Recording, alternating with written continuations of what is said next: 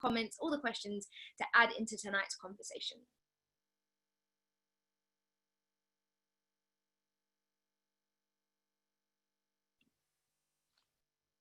Cool, we're going to kick things off tonight. If this is your first time joining us, then a massive, massive welcome. And also, if it's not your first time, you've been with us, then you get a slight elbow pissed as well. So welcome, welcome, welcome. My name is Swazi. You're locked in right now to Quarantine Question Time, hosted by My Life, My Say, a digital space for young people to receive expert advice on issues that impact young people. So you're in the right spot to be. For those of you who are joining us for the first time, welcome again. This show takes place every week on a Thursday, and so you can follow us on the socials at My Life, My Say, on Twitter, on Instagram, to be part of the conversation and use the hashtag Quarantine Question Time, because we'll be following this for live questions and comments to soak in all that good stuff to make sure that you're part of the convo as well. This week, we're bringing you a very, very special Quarantine Question Time in partnership with the Paul Hamlyn Foundation and the National Lottery Community Fund. The aim of this Quarantine Question Time is to inform young people how to organise and create community funding opportunities that can be used to tackle social, economic or environmental issues in society. Before we kick things off, make sure you get your snacks, get your drinks, but before we kick everything off, I would like to invite the one and only Meti Coburn, MBE, the CEO of My Life, My Say, followed by Joe Rich, Head of Youth Voice at the National Lottery Community Fund, to come on and say a few words about tonight's event. Thank you so much, Swaz, and thank you everyone for joining our Quarantine Question Time today. As you say, this is something very different that we're doing. You know, we've been very lucky to be joined by thousands of young people over the past couple of months. Swaz, you remember we started this on the first week of lockdown. And we've engaged with, people all around the world. We've had some inspiring leaders who've been able to join us, including Sir Keir Starmer, Sir Davey from the Labour Party and the Liberal Democrats. And hopefully we'll be bringing you many more Quarantine Question Times in the upcoming weeks. One of the things that we do like to do, and one of the things that we were discussing, is about making sure that our events are impactful. And today is a great opportunity for us to really shape the landscape of the funding sector. And obviously we're very proud to be working with the National Community Lottery Fund and also with the Paul Hamlyn Foundation, which has been real big supporters of My Life, My Say over the past couple of years. And we wouldn't be doing what we are doing today if it wasn't for them. So I hope you all have a great event, and I'm going to leave you with those thoughts. Hey everyone, my name's Jo Rich and I'm the Head of Youth Voice at the National Lottery Community Fund. I am very excited to be here today. I actually am representing a few funders, including obviously Paul Hamlyn Foundation, the National Lottery Community Foundation and a few others, because we want to hear from all of you guys to help shape our funding for the future. We all as a collective give out hundreds of millions of pounds to children and young people projects across the country every year, so it's a great amount of resource that's going into communities nearby and near to you.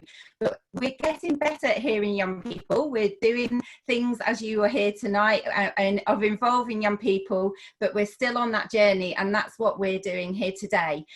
Part of my role, it's quite a new role within funding, because it's bringing youth voice in, and it's very much about thinking of new ways to engage with young people and hearing young people and making sure that those decisions are taken right to the change makers and decision makers, which is the funders. So today is very exciting because there's kind of two parts to it. One is to hear from all of the young people that are involved with funding at the moment, and there's some incredible young people that you're going to meet as role models in a bit, but also to hear from you guys as well to help us shape future funding and to get more involved as we go on. So we hope you really enjoy it, and please stay in touch in the future if you want to hear more. Thank you. Thank you, Joe. Oh, you've matched the energy. I don't know where to go from now. So thank you so much, Joe. Thank you so much, Mete. If you've just logged in, you're in the #1 place to be. This is My Life, My Say's Quarantine Question Time, hosted by myself, Swazi. So you can already see on the screen, you've got some very gorgeous faces. So I think it's time to meet our lovely panelists. So tonight we are joined by Liv, advisor for the Acts for Change Fund at Paul Hamlyn Foundation. What's going on, Liv? How are you, sis? She's giving me jazz hands. I'm good, thank you. Good to meet you, Liv. We've got Andrew in the building, advisor on the Youth and Migration Grants panel at Paul Hamlyn Foundation as well. Yes, Andrew. Hi, everyone. Nice to meet you guys virtually. You just look so cool where you are, you know. It feels like you're in like Dr. Dre's studio or something. So I'm coming for you. Good question. I wish. We've got Fabio in the building, project manager at Beat Freaks. Hi, Fabio. How's it going, guys? You good? Yeah, good. And Jemima as well, member of the young people in the lead advisory panel at the National Lottery Community Fund. Hi, Jemima. Hey, how are you doing? Yeah, good. We're going to hear shortly from all of these wonderful people exactly what they do. And if you're a little bit like me and a little bit lost when it comes to funding, you're in the good hands of these guys, because we want to understand what they do and how we can, just learn and get involved as well. So before we kick things off, I'm going to give you some of the ground rules of how tonight is going to run. So you'll see a couple functions at the bottom of your screen on Zoom, one of them being raise your hand. Throughout this event, you have the opportunity to make your own comments and ask your own questions to the panelists. And in order to conduct this in a very fair way and to allow everyone the opportunity to speak, you will need to indicate by clicking the raise your hand function. I'll then call you up and you can have the floor and share us with your question. If you don't want to speak, that's absolutely fine. There's also a function called Q&A. So if you want to write your question instead, you can type it in the chat box and we'll take your question and throw it over to the panelists as well. And your third function is live polling. We'll be practicing democracy in action tonight and giving you the opportunity to vote throughout the event. So this little pop-up poll will come onto your screen in a sec, because tonight's poll question is this: what funding opportunities would you like to see in the future?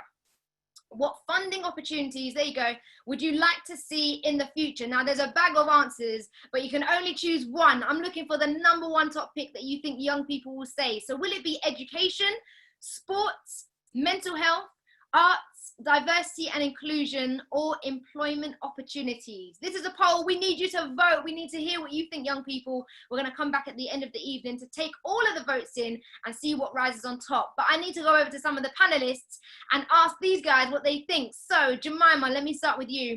Sis, what do you think will be the number one top pick that young people will choose as funding opportunities they would like to see in the future?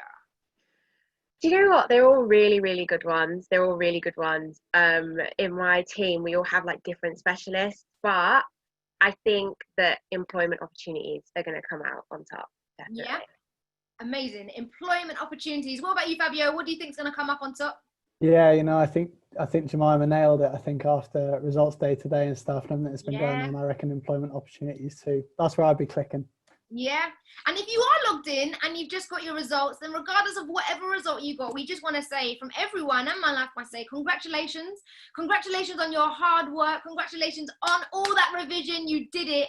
And yeah, there's huge steps, huge opportunities coming your way, so I want you to be encouraged if you've locked in. What about education for anyone? Andrew, let me come over to you. Do you think education, in light of today's results day, or just young people, do you think that would be a top pick for funding opportunities? I actually had that as like my first pick, but I had a list of reasons why that was my first pick. So I'll be surprised if it doesn't come up as first, because you know results day, education is basically the top priority right now. I like that you've got your reasons ready. We're going to unpack those in the evening, So let me jump to Liv as well. Liv, what do you think is going to come up on top, sis? I think either education or mental health. I think both do it for me. Yeah, education and mental health, and through lots of these quarantine question times, mental health is definitely ranked as one of the top answers for any of these polls that we've done, so it definitely is weaved in between all of those answers as well.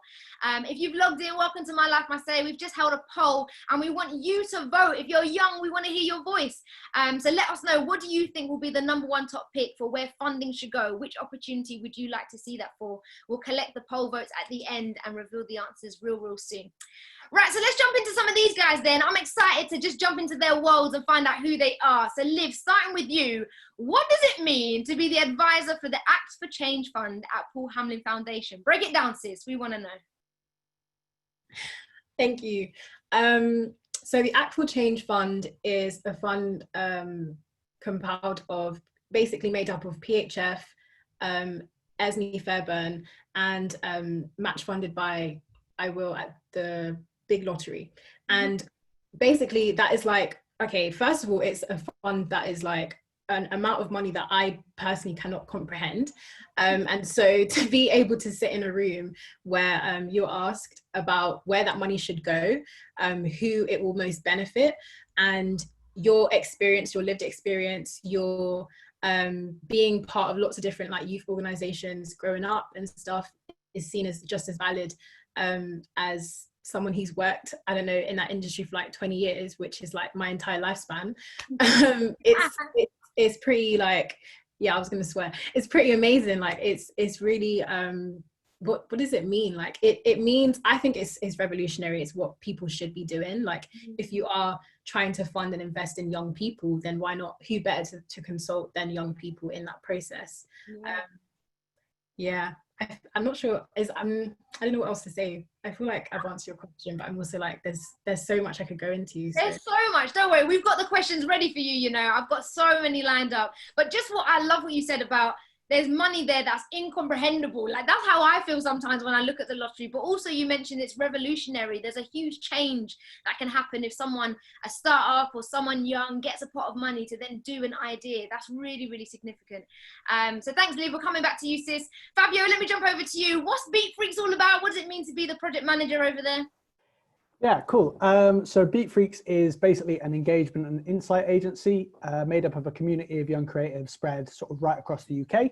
And in simple terms, what that means is we connect institutions and organizations like, you know, brands, governments, funders in particular, directly with young people. So we sort of bridge the gap between the two so that together they can influence the way the world works, right? And the way things are, where priorities are, et cetera, et cetera. Specifically with regard to funding, I think probably most relevant is the project which I manage called National Youth Trends, which is basically we speak to young people, thousands of young people right across the UK. We do a big survey. We also get a load of them to submit diary entries to us, et cetera, and we compile all those insights, think about sort of what are the most pressing issues for young people, what do they care about, what are they interested in, what they do with their spare time, et cetera, and then we go and feed that back to businesses, to governments, to funders. So an example is we did a big piece of work about how COVID-19 has affected young people.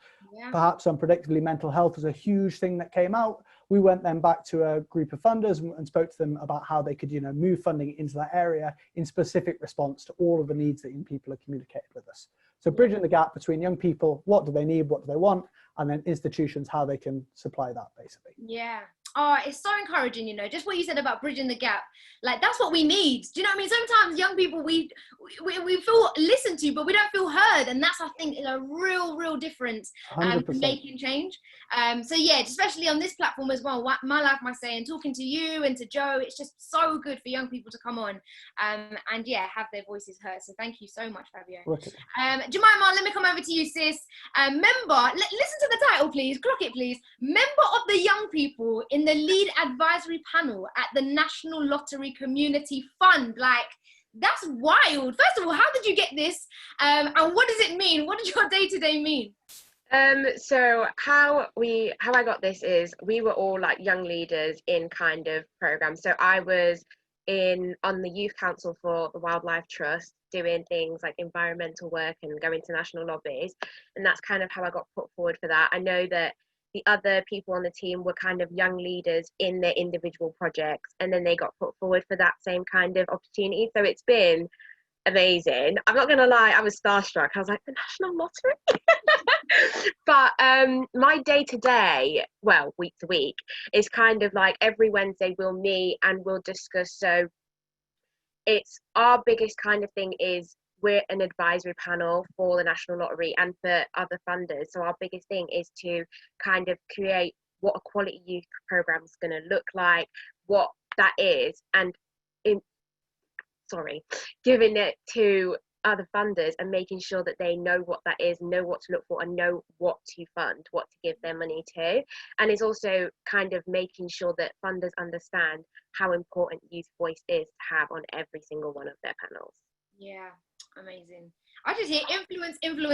That's all I'll be hearing over there. So yeah, that's amazing. Yeah, we're coming back to you, sis. And last but very not least, Mala, Andrew's in the building. Andrew, the advisor. Another big title. Let me take my breath. Advisor on the Youth and Migration Grants Panel at Paul Hamlyn Foundation. Yes, bro. What do you do? What does your job mean? Give us a peep into your world. I guess it means exactly what you just said in a different words, but what it entails is really just looking at funding applications for youth and migration in the youth and migration sector for charities and organizations that work in those sectors, and giving the board of trustees actually a grant panel and any advice that I can give on what directions they should take based on my own experience. So that's been really, really fun, if I'm honest. And I just need to ask you a question, and forgive me for my ignorance, but just so I've got the vocab right, can you define for me what a grant is? That's the money you don't need to pay back. That's the good money. Yeah, exactly that. It's the money you do not need to pay back. Yeah, you see, guys, if you're young and you're listening, hey, just remember that word grant. It came good in uni.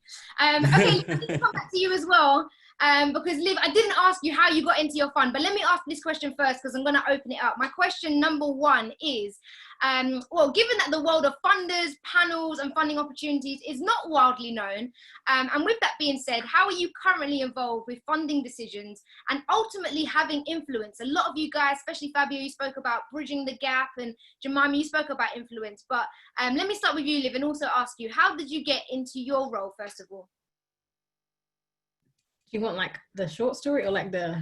Yeah, give me the show reel. Give me like 2 minutes. Okay. All right. So as I mentioned, I grew up doing a lot of youth programs in the UK, and I guess I got to the point where I was kind of fed up with them.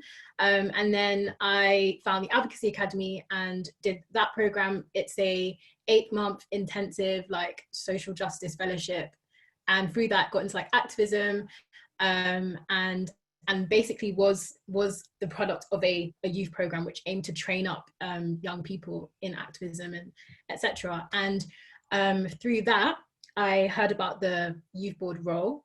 I went to the interview, had to talk about, why I thought I would be a worthy candidate for that, what my experience was in youth programs and like youth participation. And then from that, like applied and like managed to get the role and stuff. And yeah, I think, wasn't it? Yeah.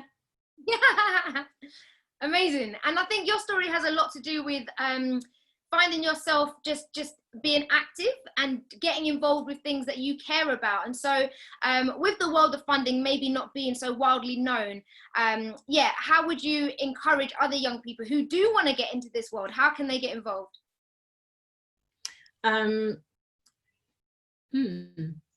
Yeah, I think you're right. Like, I definitely didn't know anything about this before. Like, I definitely like found my way here by like the help of other people who were more involved in it, because I wouldn't have known anything. But I definitely think if you're on a call like this in the first place, if you're active in your local area, if you're like definitely like a really important thing is just like community, like knowing which other organizations are working around you, who is doing the work that you want to do. Sometimes it genuinely just comes out of like your own personal experience and like running something, and someone sees that and is like, damn, like you'd be a great person to invest in, I guess. And like all young people are, but like definitely I mean there's being proactive, and then there's just like, by virtue of what you do, you'll find yourself in those spaces. So I think anyone on this call would definitely be someone who'd be doing that.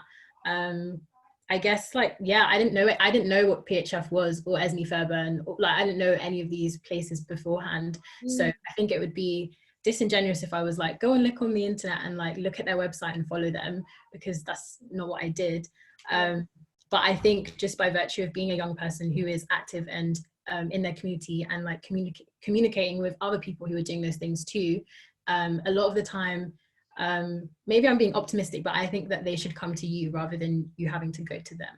Yeah, and just what you said, she's plugging the show, if you're here, it means that you have some line of interest, like you haven't just stumbled across this has to be some sort of, you're interested already. So be encouraged if you're here, like these are incredible people, go look them up, go reach out to them. Fabio, you were nodding so hard, your energy was coming over to Ilford. I just need to come over to you and ask you as well, like why did you decide to get involved in shaping funding opportunities which make an impact to communities across the country? Why get involved?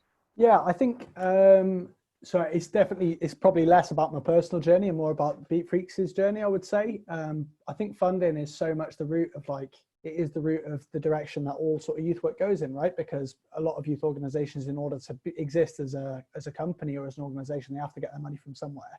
And if funding bodies and big trust funds, they obviously say you can apply for this if you do X, Y, and Z. So those trust funds and funding bodies, they are almost like the gatekeepers to what work is happening in the world. So it's really, really important that youth voice is embedded within the people who hold the money, because by having young people at that stage, it's as if this is what we need. Okay, you can go and put a fund out for that. And that sort of drives the direction of all of the people doing amazing work with young people right across the country, I think. So I think it's really, really natural to think about why do you want to go and work with funders? Because I think they are the gatekeepers to moving things in the right direction. Yeah, thank you, Fabio. And I think, just to throw that kind of line of thinking over to you, Jemima, what is it like is it young? Are there lots of young people where you are? But also being part of the National Lottery Community Fund, are young people in your roles as lead advisory on the panel, is that common? Is that normal? Like, what's your experience? So I believe that we're the first team that they've kind of commissioned and started off, because Joe came on Joe came on as the head of Youth Voice last year, and then it was kind of like from there her role was to kind of create us. And our team is, I'm not gonna lie, we've done a lot since January, but I think it's really nice to go to different funders, speak to them, and then realize how much good work we've done with the National Lottery, and them be inspired by that and want to create their own panel of young people. Like, I was literally nodding to what everyone was saying, because I was like, I agree so much. I think I was a young person going through the process, and I never realized how much impact funding does have and how much it can affect every single thing from the back to the very front of every organization when it comes to youth work. And I think it's so important having more young people talking to funders and being ingrained in funders' process, which is what I'm trying to do from the other side. I'm trying to get funders to be like, yes, we need young people. Yeah. And just on your point, I know she's not on the call, guys, you can't see her just yet, but shouts to Joe, because if Joe and you kind of guys are not there, it makes it a step back, or even 10 steps back, to even be in the positions that someone like Fabio is talking about. If young voices are missing, how on earth can we kind of get these things over the line? And so, to Joe and to the many clones of Joe in the world, like, we're very, very grateful indeed. Let me jump over to you, Andrew, and kind of ask a similar question. As an advisor on the Youth and Migration Grants Panel, I just need to understand, in terms of Youth and Migration Grants Panel, what does that look like for you? And is it are you the only Black boy there? Like, what does that look like in terms of diversity and also young people? Do you feel represented in the place that you work? Oh, that's actually a pretty tough question. So I'll start with how it looks. It looks pretty diverse. So there's quite a few people that look like me. There's about 4 or 5 people out of about 8 or 9. And so what we usually do is that we look at youth application and also migration applications for charities. Both of them are completely different in some way or another. So I'm involved in a youth and migrant charity called We Belong. So we focus primarily on getting young people more active out there, especially with issues surrounding their own immigration status and being insecure in that way. But my experience there has been really, really good so far. I've been able to speak to everyone just like anyone else.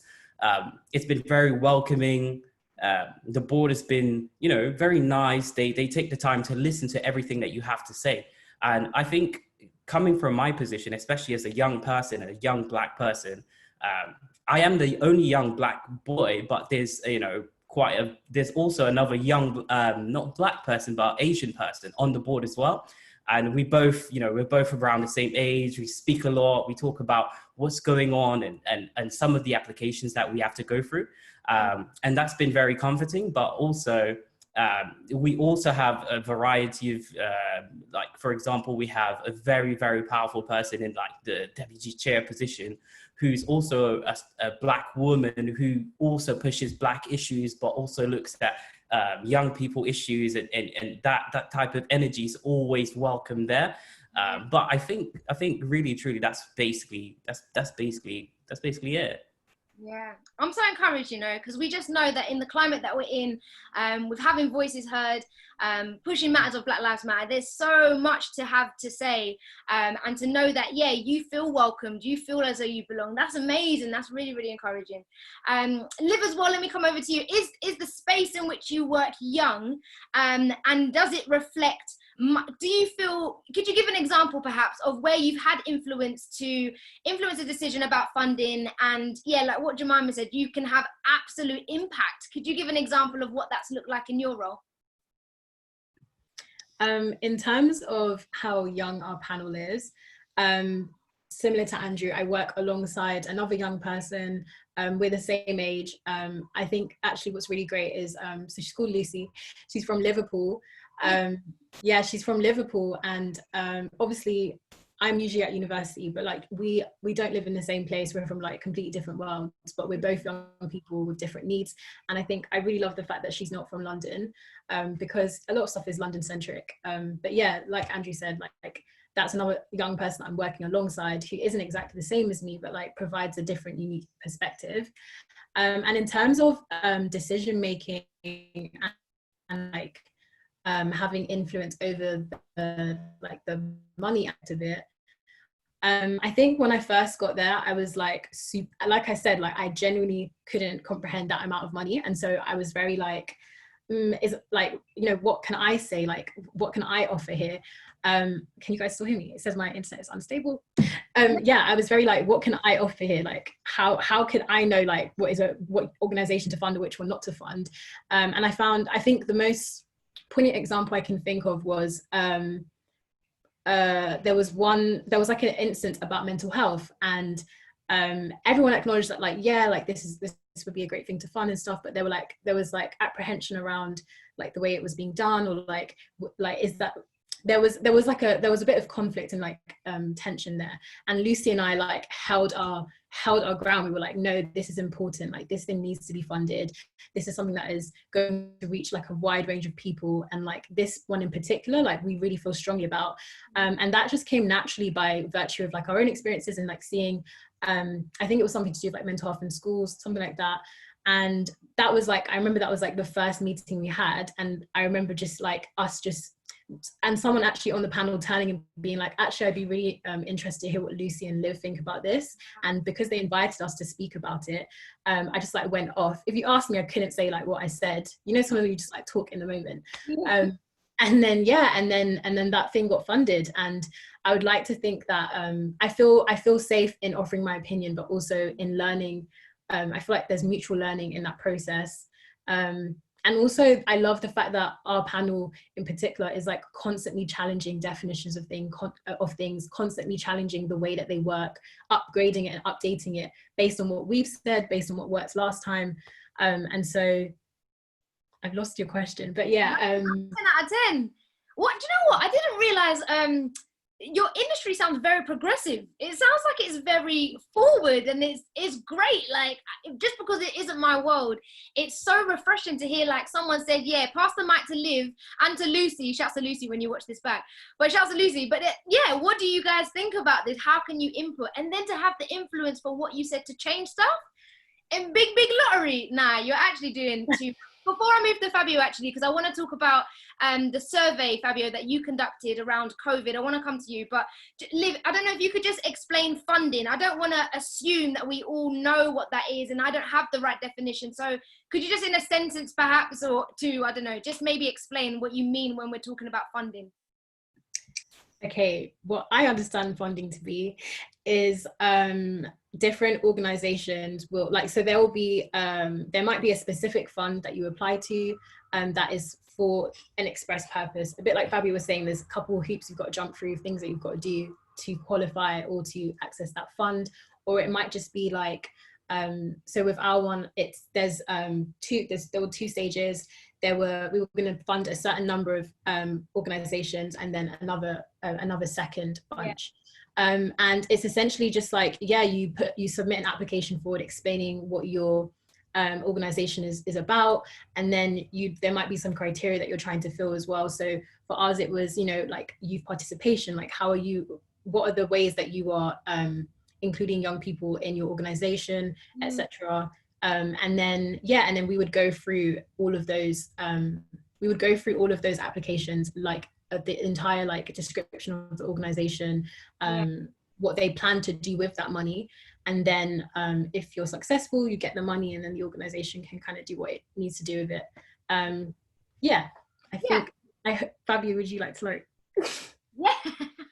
No, he's thumbs up. And what I loved actually what you said is what I thought. You know when sometimes you think, oh, I must be going a bit, no, it's what I actually thought is what it is. So yeah, pot of money, there's a criteria. If you meet it, you gain the money, and of course you're able to use it for whatever cause that you've applied for.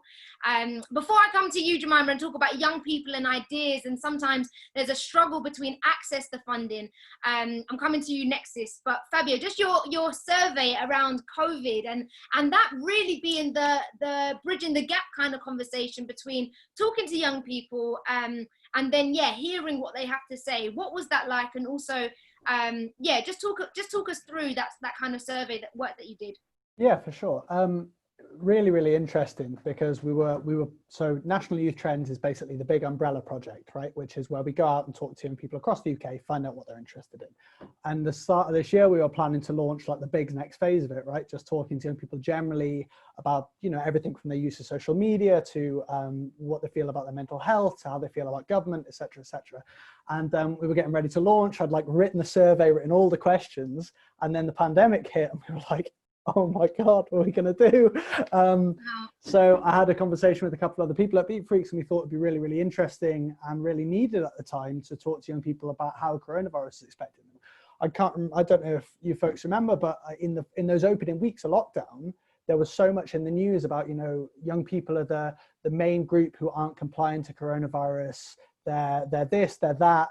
And we just didn't think that at that point in the media, many people had stopped and asked young people, how is this affecting you? What do you think about it? There was several reports coming out, and we thought that as a youth-led organization, that was, you know, our responsibility to pick that up. So we sort of all rushed around and we kicked out a survey, and we ended up speaking to nearly 2,000 people right across the UK, with the support of Paul Hamlyn Foundation as well, which we're super grateful for. And it was amazing. And some of the things that we found then, speaking to young people, we went and fed back to funding groups. Joe, who spoke earlier, actually organised a big group of funders, and we went and sort of presented the findings to them and said, these are the exact things that young people were saying. It was actually alongside some young people who sit on the same group as Jemima, I believe, as well, which is really cool. Nice. And it was amazing just to sit in a room with all those funders and say, this is what the statistics are saying about how young people are affected. So stuff that I think has become really evident today is that those young people are at a point of transition in their lives. So 16-year-olds, 18-year-olds, 21-year-olds, and then also people who, you know, between work or entering a new stage of their education. This pandemic is going to be hitting those young people the hardest. Do you know what I mean? And it was about being able to say that in a room in front of all these people who have this decision-making ability, which we think is really powerful. I just wanted to jump in there actually and say, with what Liv was saying around it's kind of your environment and where you are, you went to the people. You were thinking, okay, no one's talking to young people, so let me take myself there. And that data proved very effective by the time you sat down in the room and they were like, what do young people think? You're like, well, actually, I've asked them. We spoke to 2,000 of them. So. Yeah. So if you're young and you're on this call and you're thinking, where do I start? Sometimes, okay, what is being said and how can I go directly to the source and have good data to back myself? Yeah. Can I do a very shameless plug very quickly? Yeah, go for it. So on Monday, we launched the next phase of National Youth Trends. The new survey is out all about the next part of coronavirus, you know, what we're basically imagining the world is going to look like when we come out of lockdown. So if you're on here and you want to partake, you want that first step in terms of talking to people in power, hit up Beat Freaks on Instagram and there'll be plenty of links. Amazing. Yeah, make sure you do all of that good stuff. It kind of goes back to what Liv was saying. It's like, you're in the right place. If you're interested about this, there will be links to come to.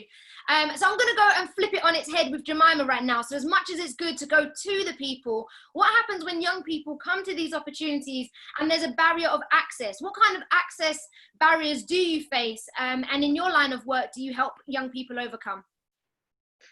Okay, I'm trying to think. Well, first of all, I was laughing because Fabio, you were like, can I shamelessly plug while holding a plug? I was like, hilarious. But also, I think when it comes to barriers of access, when it comes to young people, I'm trying to remember, like, because obviously when I was a young person, I think one of the barriers of access is just lack of information. A lot of people just aren't aware that funding is where you need to even go to talk to people in power. You're thinking people of power.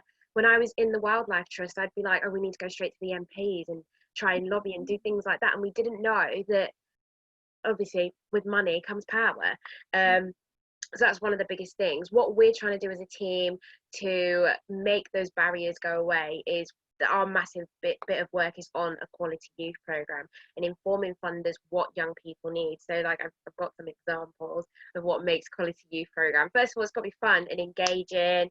It's got to have rewards in it for the young people, because obviously you are both learning. I think it's a bigger motivation because, like, in this climate, there are loads of young people that, you know, are in between work or are not able to access things. If you are saying to a young person, oh, come and let us do some volunteering, but they cannot afford, you know, their rent, their bills, they need some sort of reason to stay, because it might not just be the fact that they want to, it might be necessity as well. I think one of the biggest things as well is feedback. When you're a young person, you don't realize the impact that you've had if no one tells you, good or bad. So when you give your opinion and people just take it and go away with it, but you don't know what happens with that opinion, you don't know what kind of impact you've done. And I think that's very good, not just for understanding who you are as a person and professional outreach that you've had, but also like I think it's a very reassuring thing. You can be like, so you know when you go to a job interview or whatever and they're like, what's the best thing that you've done, like what's the biggest thing that you've done, and everyone just kind of like and they say that one thing they did when they was 5. Like you can be like, I sat on a panel once and we like reached like 5,000 people, but a lot of people don't know that because they don't get the feedback. And then, like they said, and it's been said many times during this call, if you're here, you are in the right place. But funders, one of the biggest things we're saying to funders is you need to provide opportunities for these young people. Because I think for me, how I even got to this position, I decided a couple of years ago, I was like, I'm just going to say yes to everything, every opportunity. If someone asks me to do it, I'll say yes. And I've said yes hundreds and hundreds and hundreds of times, and now I'm here. But if I never decided to say yes, if I never got those opportunities presented to me in the first place, I wouldn't be where I am today. Yeah. Oh, Jemima, so many gems. You know, there's the name Gem in Jemima, you know. I'm just clocking this right now. She's coming with all the bars for us tonight. If you just logged in, welcome. My name is Swazi. This is My Life, My Stage, Quarantine Question Time. We're chopping up funding right now and on the whole world of funding. And yeah, just want to shout everyone out in the comments at the moment. And also you've been sending your questions in via the Q&A slot as well. So just want to shout out Abigail Tang, who's getting involved. James as well. Gregory Saturday. I don't know if Saturday's your last name, bro, but that is 1010 if it comes to a surname. Abigail, I'm just going to take one of your questions actually, so thank you so much for getting involved in tonight, and I'm going to ping it over to Andrew if that's okay, and then kind of open it up. But similar to what Jemima was saying, do you have any tips for applying for funding successfully? My organisation and I are starting a project on a book series about teaching young children about world issues, climate change, racism, mental health, but we need funding for printing. And this is a really good point. I like the fact that there's a specific need for why you need the funding. So Andrew, before we kind of unpack some of your top tips on how you can apply for funding successfully, I just wanted to know, what is the process of funding? How do I start at A and how do I get to Z? What's the process? So, well, from my own knowledge anyways, there's usually a process of there's few ways you can do it. So there's where the charity can actually go ahead and look for funders that actually fit their criteria. So for example, in the youth and migration sector, there's quite a lot of criteria that you can actually fit.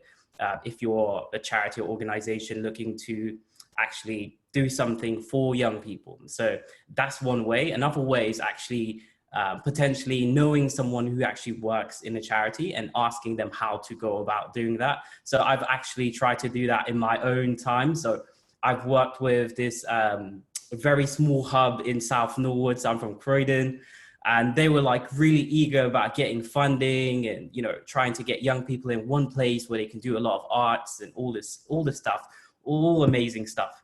And being in a position I was in, I was just like, let me, try my best to point you in the right directions.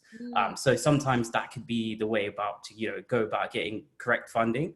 Sometimes also you can be reached out to by the actual funders themselves. If they see that your work is very powerful or prominent, they might just, you might have worked with some other charity in a collaboration, and your work was so profound or so impactful, or you had something very interesting to say.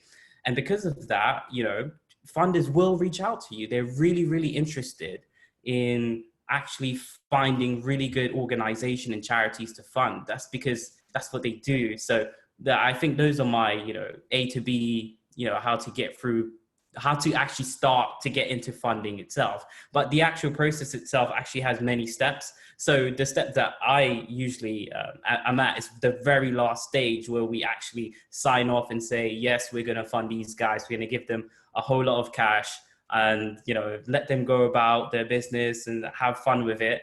But also the very first stages are done usually by the grants team, who look and scope for charities and organization that actually fit their criteria themselves, or wait to hear from other people who refer those charities. So that's really I guess the stages towards funding itself. Yeah. Thank you so much, and shout out to Abigail as well, getting involved in the Q&A. Let me jump over to Liv as well. Actually, I just wanted to ask, from your perspective, Liv, what if someone wants to get involved in influencing funding decisions, but not necessarily take your role? What other roles are there? It's similar when people say, how do you get into radio, Swaz, or what jobs are, you don't just have to be in the front of the mic. There's a producer or a sound engineer. There's a whole bunch of roles. So with you, Liv, just wanted to know, what other roles are there available for young people to take?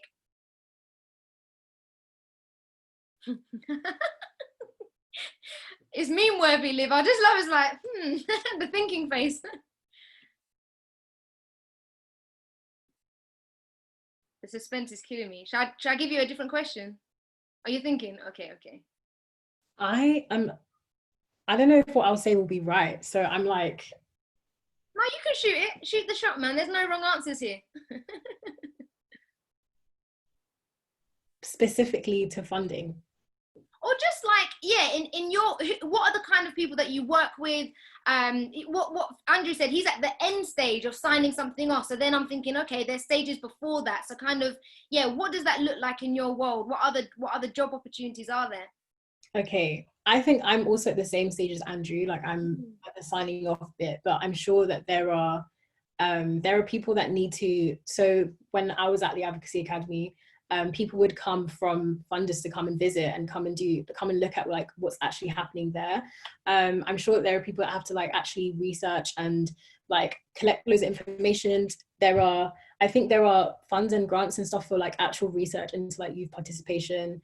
Actual Change Fund is specifically about youth-led campaigning for injustice and inequality. So I guess one of the ways that you would end up in that as well is if you are a young campaigner, or if you are part of an organization that is doing that kind of thing. I feel like you might be someone that is, so in co-production, you might be someone that is putting on events or linking and networking these kind of organizations together and young people. You might be, I guess, I'm literally going off the top of my head here. You could be a youth worker.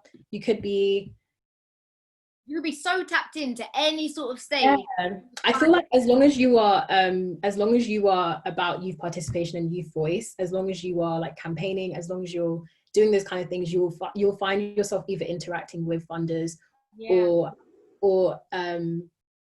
having to interact with, or maybe taking on, assuming that role yourself. But that is genuinely my own interpretation of that question. So yeah. And I ask it as well because today is results day, right? So lots of people are getting their results and thinking, okay, what are my next steps? And it's just so encouraging always to know who you work with, what jobs are available, because it only takes someone to think, oh, I've got this skill, but I never ever saw myself in this industry. And so if you've got your results today, regardless of what they are, whatever it is you're passionate about or what you're good at, you could easily slot in some alongside these guys, because there seems to be such a wealth of opportunity here that you could definitely jump on board with. Let me jump over to Fabio as well. Fabio, the nodding is just encouraging me mad, you know. So let me go through some of the Q&As. Right, I've only got 15 minutes or so with you guys, yeah, and I need to do the poll at the end. So here's me garfing with you lot. I need to actually get through some of these quick questions. So let me start at the top. Shouts goes out to James, who's locked in. James says, given that more space is needed for meaningful youth voice and participation, I would like to have seen this feature in the poll. Oh, would the panel agree? Fabio, I'll go to you. Thanks, James, by the way. Yeah, I think it should be in there. I think because I think James is right in that youth voice and participation fund, putting money in that space is only going to lead to more youth participation in terms of what we should put money into. I suppose it's like it's a bit of a chicken and egg scenario, isn't it? Because what we're currently doing is youth participation and like consultancy, I suppose. So I think, yes, it should be in there, but then I think we'd all tick it if it was, do you know what I mean? So it would be good to make it, I think it's still interesting to sort of define the actual specific areas of young people's lives that they think could do with a bit more funding. So I've really skirted around that question and said yes and no in one answer. No, it's good. I get to pick your brains. Thank you, James, for getting involved in the Q&A there. He also has another question. Let me read it. Does the panel think that future funding could or should support proposals or organisations who make a commitment to hearing youth voice, and what would an example of quality youth participation look like? All right, James, you're coming for my job now, yeah? Slow down, slow down. I need to wrap my head. I'm joking. Thanks, James. I think one question there is, yeah, how much of youth participation or the quality of it meets the criteria to get the funding? I suppose that's a good question in and of itself. And also, what does quality youth participation look like, full stop? And yeah, that's a great question because I actually don't know. So let me jump to Jemima, who's nodding. Let me start with you, sis. I was like, please let her ask me this question. I want to answer it. But literally, I was like, yes, absolutely. First of all, there can't be enough youth participation. The whole thing's youth, young people. It's not a bad thing. But I think what a quality youth program looks like isn't just, I think a lot of charities just do consultation with young people, and it shouldn't be that. It should be young people are embedded in the program from beginning to end. So they're not just consulted, they are part of the team. They have a seat at the table, but like a staff member. Their opinions, their words are valued just as much as everybody else there. And that's the biggest thing that I love about my role right now. But that's what I'm trying to encourage so much, is that young people should be involved in it from beginning to end. And that's what a quality youth program should look like. So I think that's what the criteria should be, is that there are young people involved in the entire project from the beginning of the idea to the end, not just a consultation or a survey of young people. Yeah, amazing. You can never have enough youth participation. I like that. I'm going to jump over to Andrew. I believe this question is for you, Andrew.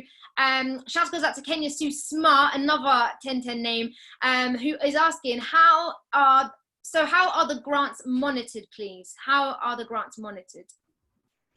Well, I guess there's two types of grants, really. There's like restricted grants and there's unrestricted grants. So restricted grants are usually grants that funders give so that, it's for, core cost or essential projects that you've said that you need that money for. So if you I actually want to start a project and the project's going to need, this much money in order to have pay for young people's travels or reimburse this so and so. So that actual would be restricted to some extent, where that, that grant would be put only towards that the money from that grant will actually be put towards that activity. But then there's also unrestricted grants where, there's a lot of freedom there. There's okay, we believe in you guys, do something with this money. Or it could be that, your organization has a very interesting idea, but the actual putting together the numbers and how much it might cost might be a very difficult task. So the funders might give you unrestricted grants so that you can actually have a lot of freedom in how you direct and use that money in general. So I think hopefully that answers the question. Yeah, no, fully. Fully. Thank you, Andrew. I've got a caller on the line, guys. I feel like I'm on a TV show or something. So I've got a caller. Shouts goes out to Sophie. He's locked in and I'm sure has a question. Hi, Sophie.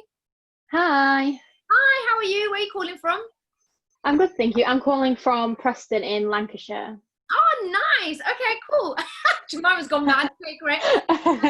What's your question? What's your question, sis? So, my main question was about the arts in schools. So I love theatre. I've grown up with theatre most of my life. So, and during my time in high school, a big portion of our arts budget was cut because we just couldn't afford to do it. So my question is how can we help fund the arts? And is it to go around campaigning, or is it about getting funding, and how should we do it? Is it like on a local level or more a national level? Oh, what a question. Thank you so much, Sophie. I'm looking at the clock and I need to get these poll results in. So whoever's going to answer this, you got to be quick. Who would like to go for this one? Yeah, in terms of art, how do you campaign for funding for arts? Is it a national level? Is it a local level? How should someone go about that? Brilliant question, Sophie. Thank you. I might jump to Fabio if that's all right. Thank you. Yeah, no stress. So there's a few different ways you can go about campaigning for the arts, I would say. First and foremost, then, if we're talking here today about youth voice and youth participation, you exactly sort of embodying your youth voice is going and talking to funders and making sure, or your local council that could be, or it could be a local MP, and saying that, you know, the arts is something that I'm really passionate about and important in, and I'd like to support anything that would put more money into arts projects. But also further than that, like a key example of how you can support in terms of campaigning for the arts is the poll that's been put in this question time that we're doing, is ticking the arts box there. Do you know what I mean? When someone is asking you what's important to you, where do you want to see money spent, what would sway your vote in an election, arts is the thing that you need to say. Yeah. Amazing. You see how he's so profesh. He's so profesh. I want to shout out Ruth from Paul Hamlyn Foundation as well. Hi, Ruth, who's on the call. She just said as well, great place to start is this website. So if you've got pen and paper in 2020 or you have your phone, this is probably a good one. www.360giving.org. www.360giving.org. It's a great place to start and shows what gets funded and who funds that type of activity across the UK. Thank you very much to Ruth from Paul Hamlyn Foundation, and thank you to Sophie as well for such a great question. So I've got 7 minutes and I need to know my number one top tip from each of these guys when it comes to funding and securing funding. I think that's a good tip. Or any way you want to shake it up. Funding, what would be your number one top tip? Whether or not you're influencing that or you're trying to secure it, I would love to know your top tip. So I'm going to kick things off with Liv. Let me come to Liv. I'll do everyone and then come to the poll results. Give us your gem, Liv. Okay, I'm being very biased to like what is in my heart and what I'm passionate about. I think if you are championing young people and youth participation and youth voice, be genuinely about that, because it will shine through in your applications, and be authentic and having young people as part of that as well. Really quickly, like I know Lucy's organization, the young people actually like participate in writing the grants. So yeah. We need to do this again and get Lucy on the call. I feel like, you know, she's like, yeah, we need Lucy here. We need her on the call. Thank you so much. Yeah. And also if I could add, if I may, what you said about being involved and getting your hands dirty and just getting into it, I think is such a good piece of advice as well. I don't think you can do this kind of job from afar. You need to be up there. And so, yeah, thank you so much, Liv. Let me jump over to Jemima next. What would be your number one top tip, whether or not you're influencing funding or trying to secure it? I'm trying to say things that haven't already been said. I would say if you want to influence funding, or your number one funding top tip, is just have young people at the heart of what you do. Have young people at the heart of what you do, and it won't go wrong, because if it's for young people, it should have young people behind it. Yeah, that's my top tip. Echoing also what you said about you can never have enough of that. You can never rave or rant about young people enough. So yeah, having that at the heart. Thank you, sis. That's a really, really good point. Andrew, I would love to know your top tip, man. Would absolutely love to know your top tip. What's your top tip about funding, whether you're trying to secure it or influence it? I think my top tip would be actually be really engaged truly in your work that you're doing. It seems like a very straightforward thing, but if you're really for young people and your organization truly is focusing on young people, it should be somewhat easy for you to get funding if you can show that you truly care and you are doing and taking steps in order to help young people. So in many instances, you'll find organizations who have a genuine, interest and like drive, and they actually are gathering groups of young people, and they can prove that, look, we have young people on our side. We actually care about them. We're doing the work. And then you can present that to a funder. There's nothing else that you need to do, really and truly. I like that. AKA, don't be a chatty patty. You've actually done the work and you've got stuff to say. So, yeah, be engaged in the work that you're doing. Excellent advice. Fabio, I've got to ask you, but I've got to ask you in a minute or so I can get the poll results in. What's your #1 top tip when it comes to funding, bro? We're going to be snappy, so it's all right. I think if you're funding for young people and youth voice, I think these guys have completely covered it, and there's nothing I would add. I think you've absolutely nailed it. What I would say is if you're looking to get funding for something that isn't necessarily youth voice or youth participation led, go and find an organization that has been funded for something similar, maybe look at who they were funded by, and maybe reach out to that organization and say, listen, I'm looking for something similar. I'd really just appreciate a half-an-hour chat, a 45-minute chat. If that organization has young people at the heart, they'll talk to you. You're so smart, you know. Why didn't I think of that? That's actually brilliant, brilliant advice. Yeah, go after the guys that already got that funding, similar to the projects that you're doing. That's brilliant, brilliant advice. Thank you so much.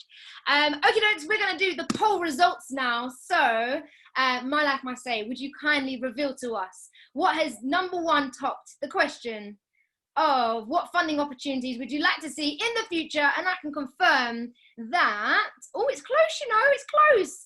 Boy, 25% to diversity and inclusion. That's wild. That is fantastic. Yes, and yes, and yes to that. Diversity and inclusion, 25%. But in second place, guys, in 23%, leads with education and mental health.